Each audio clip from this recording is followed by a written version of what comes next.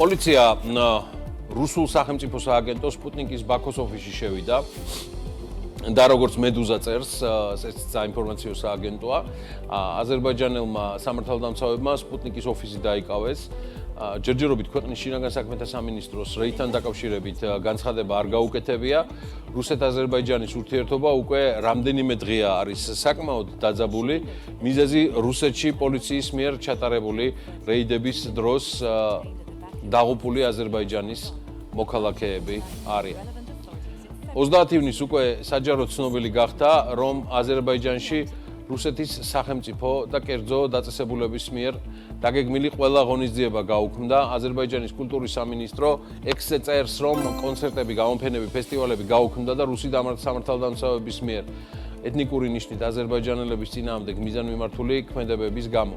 აზერბაიჯანის საგარეო საქმეთა სამინისტროს ინფორმაციით, რუსმა სამართალდამცავებმა 27 ივნისს აზერბაიჯანის მოქალაქეების სახლებში, კერძოდ კი ეკატერინბურგში ჩაატარეს რეიდები. რა დროსაც დაიღუპა 2 ადამიანი, ეთნიკურად აზერბაიჯანელი. რამდენიმე მძიმედ დაშავდა, 9 პირი დააკავეს, შემდგომ ამას დაუმატეს კიდევ 42 აზერბაიჯანის მოქალაქე, რომელიც ასევე დააპატიმრეს. მოხდარის გამო საგარეო საქმეთა სამინისტროში აზერბაიჯანში რუსეთის საელჩოს დროებით ირწმუნებული დაიბარეს და დამნაშავეების დასჯა მოსთხოვეს. მედიაში გავრცელებული ინფორმაციით, დაღუპულები 60 წლამდე პირები არიან. და ეს არ არის პირველი დაძაბულობა, რაც ბოლო პერიოდში აზერბაიჯანსა და რუსეთის ფედერაციას შორის ხდება. სულ რამდენიმე თვის წინ ოფიციალურმა ბაქომ საკმაოდ მძიმე და მწვავე რეაქცია მისცა აზერბაიჯანის ავიახაზების ჩამოვარდნის ფაქტს, რომელიც როგორც მოგვიანებით დადასტურდა, იყო დაზიანებული და დაცხრილული რუსეთის ჰაერ-საწინააღმდეგო სისტემების მხრიდან განლაგებული ჩრდილო კავკასიის, კონკრეტულად კი ჩეჩნეთის ტერიტორიაზე. ამჯერად დაეთხოვა აზერბაიჯანს ბოლომდე ამოეწურა მოთმინების ფიალა და ეს არის გამოძახილი მათ შორის სააგენტო სპუტნიკში ჩატარებულ სპეც ოპერაციაზე გუშინ ბაქოში. მანამდე კი აზერბაიჯანის საპარლამენტო დელეგაციამ რუსეთში გააუქმა ვიზიტი. მეჯლისის გადაწყვეტილებით და განცხადებით რუსეთში აზერბაიჯანის მოქალაქეების მიზანმიმართული მკვლელობა და ძალადობაა. აზერბაიჯანში გაუქმებულია რუსული მხარის ჩართულობით ყველა კულტურული ღონისძიებაც.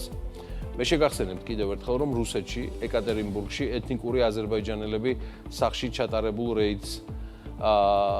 რეიდის ქვეშ მოყვნენ და ამას ყველაფერს 2 ადამიანის სიცოცხლე ემსხვერპლა. რამდენიმე დაშავდა და როგორც გითხარით, ძალოვანებმა 50 ადამიანი დააკავეს. ბაქოს ვერსიით პროცესი ძალადობრივი იყო და ეთნიკური ნიშნით ანგარიშწორებას ისახავდა მიზნად. აზერბაიჯანის საგარეო საქმეთა სამინისტროში რუსეთის ფედერაციის ელჩი დაიბარეს და კატეგორიული პროტესტი გამოუცხადეს. ეს საკმაოდ მნიშვნელოვანი თემაა ჩვენი რეგიონისთვის და ამიტომ მასზე ვაგრძელებთ თქვენს ინფორმირებას და მაუწყებლობას. ამასობაში გაგანია ომისას რუსეთის პრეზიდენტმა ვლადიმერ პუტინმა მინსკში გამართულ პრესკონფერენციაზე განაცხადა, რომ რუსეთის მთავრობა 2026 წლიდან თავდაცვის ბიუჯეტის შემცირებას გეგმავს. მოგეხსენებათ, ეს გადაწყვეტილება შეუსაბამოა მიმდინარე ტენდენციებთან, რადგან 2025 წლის ბიუჯეტში თავდაცვის ხარჯები 25%-ით გაიზარდა 13.5 ტრილიონ რუბლს. ეს არის 172 მილიარდი დოლარი მიაღწია. ანუ უკრაინის ომის დაწყების დღიდან მოყოლებული რუსეთში თავდაცვის ხარჯები განუხრელად იზრდება, თუმცა როგორც ჩანს, ეს ტენდენცია 2026 წლიდან დასრულდება. თავდაცვის ხარჯები ამჟამად რუსეთის მთლიანი შიდა პროდუქტის 6.3% შეადგენს და სამთავრობო ბიუჯეტის 32%-ზე მეტია. რაც უმაღლესი მაჩვენებელია, მე მგონი საბჭოთა კავშირის დაშლის შემდეგ. მე აფრთხილებას არ შეუდგები. ჩვენი ბიუჯეტის გავჭირვებია და შემოსავლებიც ვეღარ არის ძველებურად ენერგიულად. ამიტომ რა ახალ ვირაჟზე გავა რუსეთის ეკონომიკა და რამდენად სერიოზულია მოარული ხმები, მათ შორის რუსეთის ეკონომიკის სამინისტროს განთქმული, რომ რუსეთის ეკონომიკის შესაძლო რეცესიის შესახებ, ამას ვნახავთ უახლოეს თვეებში, მათ შორის უკრაინაში მიმდინარე ომის კვალობაზე, ის რომ გარკვეული სიმპტომები არის პრობლემებისა რუსეთის ეკონომიკაში, ეს ჩანს. კიდევ ერთი მონაცემიდან, რომელსაც ახლა გაგაცნობთ, რუსეთის სახელმწიფო ენერგოკომპანია გაზპრომი რთული და კრიზისული გამოწვევების წინაშეა და კომპანია ცდილობს მოაგვაროს პრობლემა, რომელიც გამოწვეულია 60 მილიარდი კუბური მეტრი გაუყიდველი ბუნებრივი აირის დაგროვებით. ეს მოცულობა დაახლოებით 3-ჯერ აღემატება პოლონეთის წლიურ მოხმარებას და პრაქტიკულად უდრის არაბთა გაერთიანებული საემიროების ერთწლიან წარმოებას. აი ამ მოცულობას ვერ ყიდის გაზპრომი. და მათი ინფორმაციით 2024 წელს კომპანიამ 416 მილიარდი კუბური მეტრი გაირი აწარმოა, თუმცა გაყიდა მხოლოდ 355.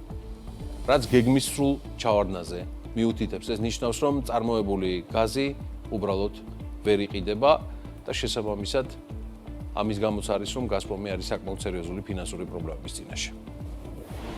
რაც შეეხება ვითარებას საქართველოში და ჩვენს ეკონომიკაში 2025 წლის მაისში წინა წლის შესაბამის პერიოდთან შედარებით რეალური მთლიანი შიდა პროდუქტის, ანუ GDP-ის ზომამ 9% შეადგინა. 2025 წლის პირველი 5 თვის საშუალო მაჩვენებელი 8.8%-ით განისაზღვრა დღეს გადამხდელი კომპანიების ბრუნვამ. მაისის განმავლობაში 14 მილიარდი 700 მილიონი ლარი დადო, რაც წლიურად 13%-ით გაზრდილი მაჩვენებელია. სექტორების მიხედვით მატება ფიქსირდება ყველა მიმართულებით, ოფიციალური მონაცემებით, გარდა ენერგეტიკის სექტორისა. ირაკლი ყობახიძე იმედოვნებს, რომ ეკონომიკური ზრდა იქნება იმასზე მეტი, ვიდრე სავალუტო ფონდი პროგნოზირებს. რაცემულო ირაკლი, სავალუტო ფონდი წელიწადში 10 ჯერ ცვლის პროგნოზებს და ლამის ამინდის პროგნოზზე აკეთებს ხოლმე სწორებას, იმდენი პარასკევი აქვთ ციკლურ საქმიან წრილში. ხო და ამ სერიალებიდან ბოლო ერთ-ერთი ვნახეთ კიდეც ეროვნული ბანკიდან ბოლო სერია, სადაც თქვენი მინისტრთა კაბინეტის და ეროვნული ბანკის მონაწილეობით იყო პრესკონფერენცია, ამიტომ ეკონომიკური ზრდა, მაშინ არის ზრდა და მაშინ არის ხელშესახები და ეკონომიურიც, როცა ამას გძნობს ხალხი.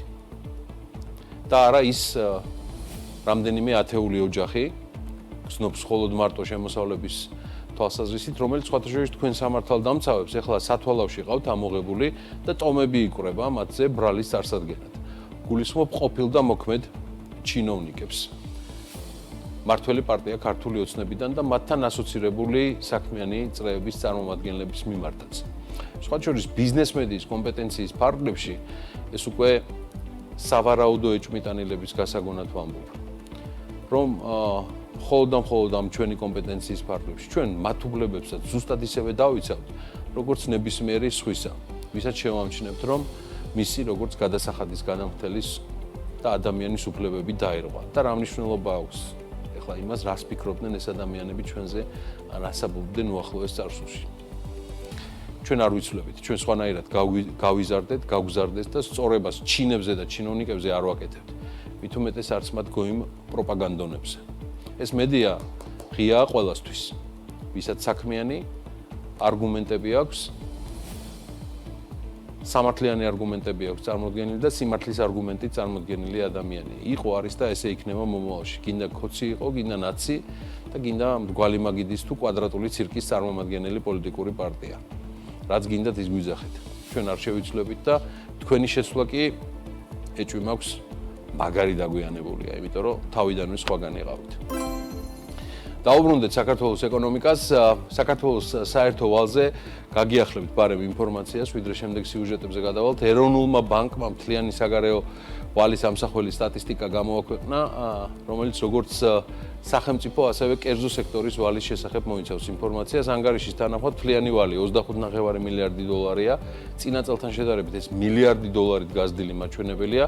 ვალის მატებაში არანაირი წვლილი მიუძღვის მთავრობას, ეს კერძო სექტორის ვალის ზრდა იყო, ხოლო მთავრობის საგარეო ვალის მოცულობა კვლავ 11 მილიარდ დოლარზე შენარჩუნდა. უფრო დეტალურად იკითხეთ BMG, ვინც კითხვასთან მწყრალად ხართ და მხოლოდ სათაურებს კითხულობთ, ჩვენს ყველაზე საქმიან არხზე ნახავთ სრულ ამბებს, საინტერესოს და მნიშვნელოვანს ჩვენს ქვეყანაზე, რეგიონში და მსოფლიო ეკონომიკაშიც მიმდინარე ამბებზე.